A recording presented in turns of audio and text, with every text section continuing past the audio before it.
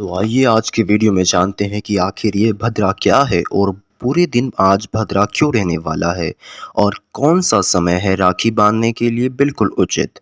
तो आइए जानते हैं।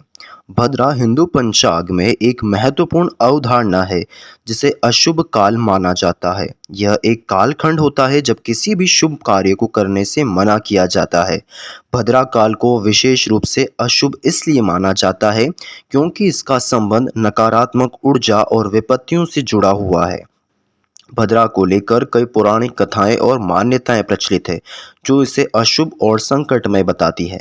भद्रा का संबंध सूर्य और चंद्रमा की स्थिति के आधार पर निर्धारित होता है। यह समय पंचांग में देखा जाता है और विशेष रूप से यात्रा, शुभ कार्य, विवाह, धार्मिक अनुष्ठान, अन्य पवित्र कार्यों के लिए अयोग्य माना जाता है। भद्रा काल में किए गए कार्यों में विघ्न, बाधाएं या अन्य अनिष्ट घटनाओं की आशंका भी रहती है।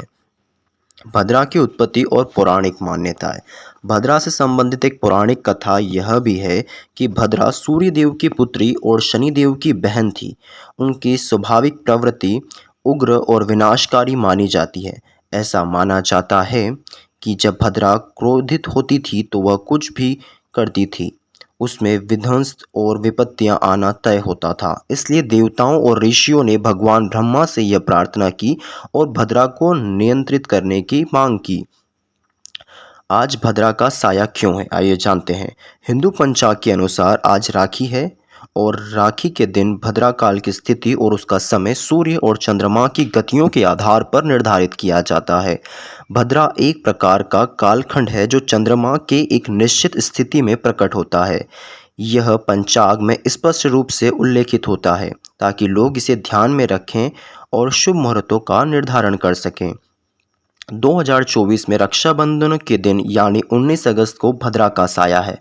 इस दिन भद्रा का प्रभाव दिन में पहले हिस्से में होगा। विशेष रूप से भद्रा का समय इस दिन सुबह 10:15 तक रहेगा। यह इसलिए महत्वपूर्ण है क्योंकि भद्रा के समय में किसी भी प्रकार का शुभ कार्य करना अशुभ माना जाता है। भद्रा का साया इसलिए होता है क्योंकि यह चंद्रमा की विशेष स्थिति पर आधारित होता है। चंद्रमा के विभिन्न नक्षत्रों में भ्रमण करने के दौरान जब वह विशिष्ट स्थिति में होता है तब भद्रा का काल शुरू होता है। इस दिन भद्रा का समय इसलिए है क्योंकि पंचांग के अनुसार चंद्रमा उस स्थिति में होता है जहां भद्रा का प्रभाव होता है। भद्रा के समय राखी क्यों नहीं बांधनी चाहिए, आइए जानते हैं। भद्रा के समय राखी या कोई भी अन्य शुभ कार्य करने से मना किया जाता है। इसका मुख्य कारण यह है कि भद्रा काल में अशुभ और बाधाओं से भरा हुआ माना जाता है। शास्त्रों के अनुसार भद्रा के समय में किए गए शुभ कार्यों पर का विपरीत प्रभाव हो सकता है। रक्षाबंधन एक अत्यंत शुभ और पवित्र कार्य है जो भाई बहन के प्रेम और सुरक्षा के प्रतीक के रूप में मनाया जाता है। यदि यह कार्य भद्रा के समय में किया जाए तो इसका अशुभ प्रभाव पड़ सकता है। अशुभ परिणाम। भद्रा काल में किए गए कार्यों के नकारात्मक ऊर्जा का प्रभाव होता है। शास्त्रों में कहा गया है कि भद्रा के समय में किए गए कार्यों में असफलता, विघ्न या अन्य अवांछित परिणाम देखने को मिल सकते हैं। धार्मिक मान्यताएं। धार्मिक ग्रंथों और ज्योतिष शास्त्र में स्पष्ट रूप से बताया गया है कि यह भद्रा काल में कोई भी शुभ कार्य करना नहीं चाहिए।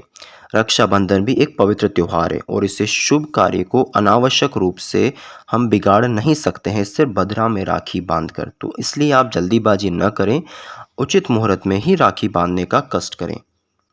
2024 में राखी बांधने का सही मुहूर्त।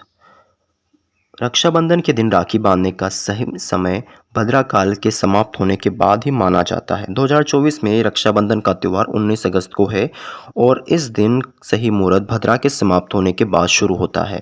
पूर्णिमा तिथि। रक्षाबंधन श्रावण मास की पूर्णिमा में मनाया जाता है। 2024 में पूर्णिमा तिथि 18 अगस्त 2024 को रात्रि 9:38 से शुरू होगी और यह 19 अगस्त 2024 को रात्रि 7:05 तक समाप्त होगी। इसका मतलब है कि अगस्त को पूरा दिन रक्षाबंधन के त्यौहार के लिए उपयुक्त है बशर्ते भद्रा का समय समाप्त हो चुका हो।